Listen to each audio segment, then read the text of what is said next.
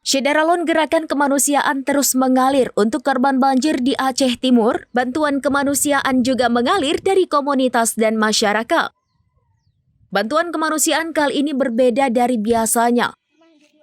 Sekelompok barber atau pemangkasan rambut Aceh Timur dari berbagai kecamatan memberikan layanan gratis pangkas rambut untuk korban banjir di Aceh Timur pada Sabtu 27 Desember 2025.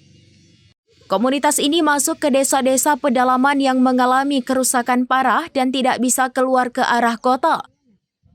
Mereka membawa alat pangkas, gunting rambut, mesin cukur, sisir, pisau cukur, apron pangkas, handuk, dan botol semprot. Aksi sosial ini menyasar para pengungsi yang kehilangan tempat tinggal.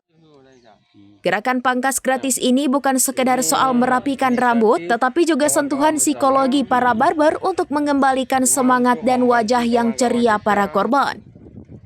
Sementara itu, pemangkas lainnya Hanafi asal Madat mengatakan aksi kemanusiaan ini dilakukan lantaran mereka ingin melakukan sumbangsih untuk meringankan beban para korban. Pahlawan dengan gunting itu menyusuri berbagai desa yang mengalami musibah dalam sepekan ini. Aksi mereka pun disambut hangat oleh warga. Agus Salim, salah satu warga Alomirah, Kecamatan Pantai Bidari, mengungkapkan kebahagiaannya. Menurutnya, di tengah kondisi sulit dan kehilangan semuanya, menjadi bersih dan rapi adalah bonus yang sangat luar biasa.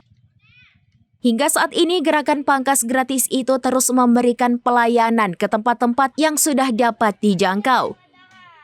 Komunitas barber Aceh Timur ini berkeliling tempat pengungsi menggunakan sepeda motor.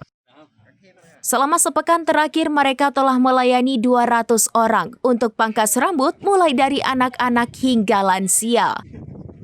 Dari Aceh Timur, Maulidi Al-Fatah, serambinews.com.